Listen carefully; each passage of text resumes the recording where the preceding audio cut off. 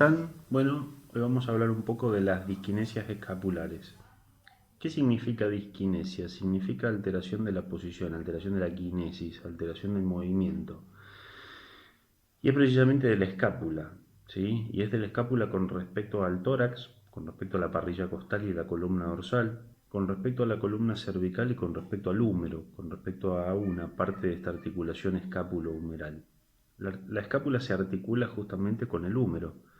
Entonces, si la posición de la escápula es inadecuada, la funcionalidad del húmero con respecto a la escápula también va a ser inadecuada y eso va a terminar desencadenando diferentes patologías como por ejemplo las famosas tendinopatías del supraespinoso, degeneraciones del supraespinoso que se producen por un impacto, ¿sí?, entre el pico de la escápula o la cabeza del húmero por debajo. También lesiones del cartílago, como lesiones de SLAP, ¿sí? Que es el labrum, la superficie cartilaginosa que se encuentra en la glena, ¿sí? O impeachment subacromial, que es el pellizcamiento subacromial que se produce justamente entre el acrómio y la cabeza del húmero. Y también estas disquinesias escapulares van a dar alteración de la función de los músculos cervicales, inclusive alteración de la función de los músculos masticatorios. ¿Por qué? Porque la escápula se comporta como un distribuidor óseo dinámico, o sea, distribuye los movimientos entre el miembro superior, el tórax y la columna cráneo-cervical.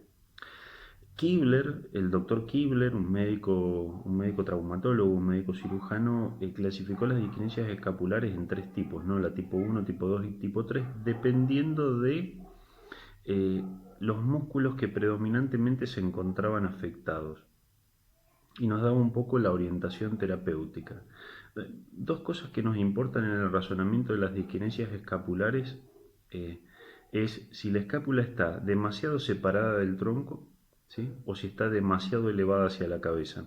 Son dos cosas, porque nos va a mostrar que si nosotros hacemos una patología por arrastre, ¿sí?, por ejemplo en el lanzamiento, en donde se hace una hiperrotación externa, cuando lanzamos la pelota, por ejemplo, cuando se produce un remate en el vóley o un jugador de handball, se produce una abducción excesiva de la escápula, una separación excesiva de la escápula en la columna.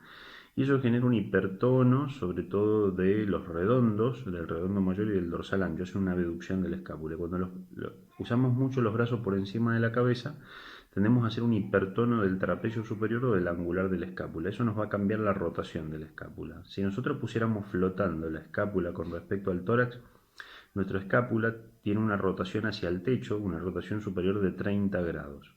¿Sí? Eso le da un espacio correcto, que es entre 7 y 11 milímetros, entre el acrómio y la cabeza del húmero, para que el tendón del supraespinoso discurra correctamente y se mantenga lo que se llama centro instantáneo de rotación, que es el centro alrededor del cual se ejecutan los movimientos del hombro, y eso nos da un indicio de que todos los músculos del hombro funcionan correctamente y secuencialmente correcta, en una secuencia correcta.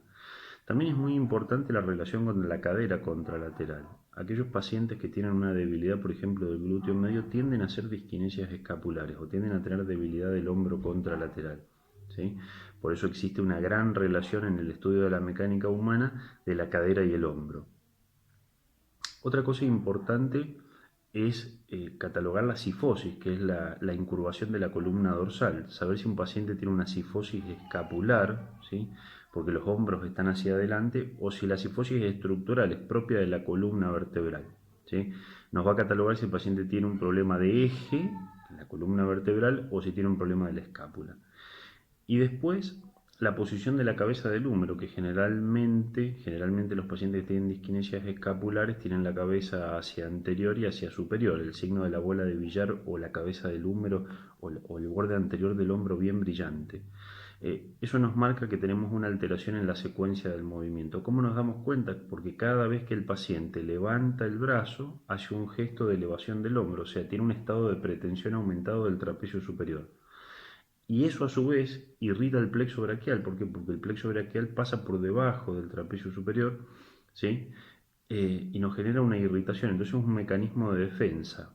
Entonces es muy importante relacionar la posición de la escápula con la columna cervical. Muchos pacientes que tienen inestabilidad de la columna cervical media tienden a hacer también disquinesias escapulares. Bueno, espero que este breve resumen les haya servido. Nos vemos pronto.